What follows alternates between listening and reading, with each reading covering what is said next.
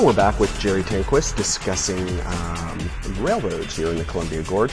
And I wanted to ask you about this competition almost, this race to get up the Deschutes River.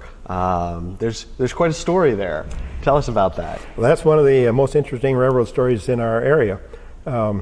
James Hill, who was the builder of the Great Northern across the northern part of the country from St. Paul to Seattle, and by 1900 he'd come into control of the Northern Pacific, and he'd built SP&S along the Columbia River from Portland to Spokane in 1908.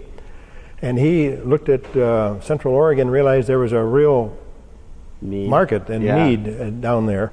And Edward Harriman, who in that same era had come into control of Union Pacific, all the way from Chicago to California and up to Portland, and he was looking at, and the Union Pacific came through the Dalles, and he was looking at Central Oregon, and they both knew they were eyeing it, but Harriman thought that Hill was bluffing because he would have to cross the river to get his railroad into Oregon from Wishram.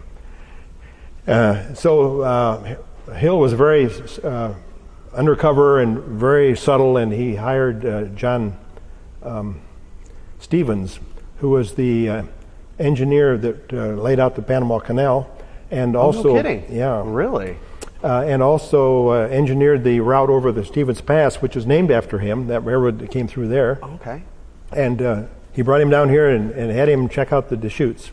And he went up there as a fisherman very discreetly and undercover, and was buying leases and rights of way from different farmers. And so when Hill was ready to go, he had his route already laid out. And he took a running start at it, and he had to cross the river by ferry with his railroad engines and train cars and rails and ties and everything, because he didn't have any access to Oregon. And for 2 years he crossed the river on a ferry. About 25,000 railroad cars that came that way. And in the meantime, he built the bridge there at Salila that I mentioned earlier, and that was completed in 1912. And so when that happened, then he really had a running start at making it. And he was always a couple steps ahead of Harriman. He built better right away. He had used heavier track. His curves weren't as sharp, and his grade was better. And he had the better side of the river to build on, really. Okay, which side was that? The west side. The west side, and it was called the Oregon Trunk, and that's the railroad that survives. That's the one that's now Burlington, Northern Santa Fe. But it was part of the SP&S system, and it continues to serve. And the East Side Railroad was Harriman's. That became Union Pacific. And when they got to North Junction, they had to share the track because there wasn't room for two railroads to go on the same route. And there was a federal law that said they have to share a track if there's only one way through. So they managed to make that happen for 11 miles, and then they split again. Then when they get down into south of Madras and looking at the Crooked River, another problem. And Hill again was ahead of the game. He had leased the land on both sides of where the bridge was going to have to go. And Harriman, who passed away about that time, and his successors weren't quite as competitive as he was, but they agreed, why don't we just build the rest of the track together? So from Metolius across the Crooked River through Redmond and onto Bend, they shared the track. And within 10 years, they shared the track from Bend all the way back to Maupin. And by 1936, the rest of that East Side Railroad was closed. And so it's only one railroad, which they could have had to start with if they hadn't been quite so bullheaded. Yeah. But both railroads now share that track, and both trains can go that way, and it's still a very serviceable route. Okay, and still used to this day. Still used, yeah. So Sam Hill, or not? I'm sorry, not Sam Hill.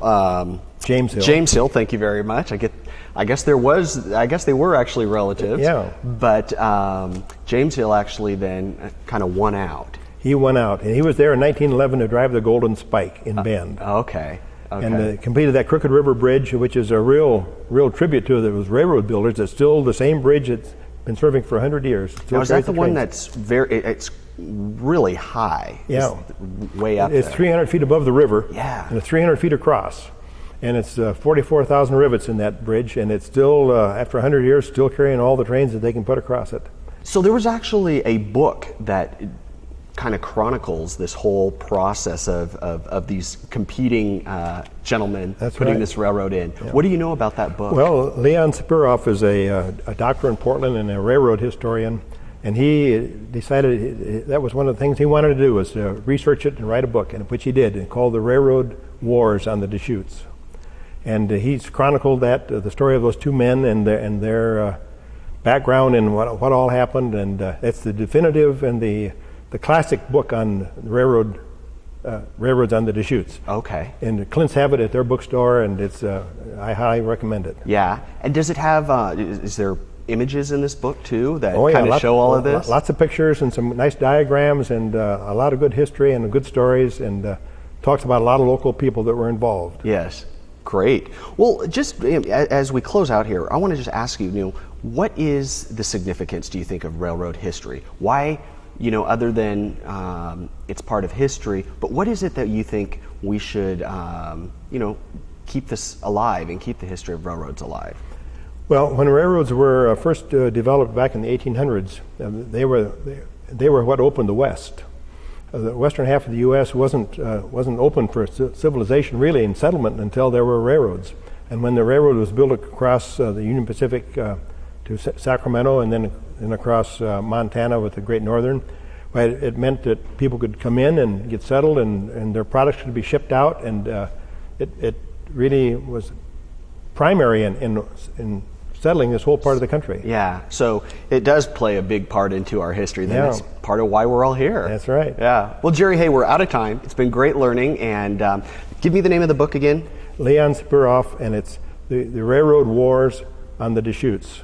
Railroad Wars on the Deschutes. All right, well, I'm going to have to go pick that up. You can get it at Clint's, I hear. That's right. All right. Jerry, pleasure meeting you. And you really too. Appreciate your time and getting all these facts and figures for us. Appreciate that. So thanks you guys for watching. We will see you next time right here on Localite. John Compton here saying thanks again for watching. And remember, if you've got a guest idea, let us know. Just visit localite.com.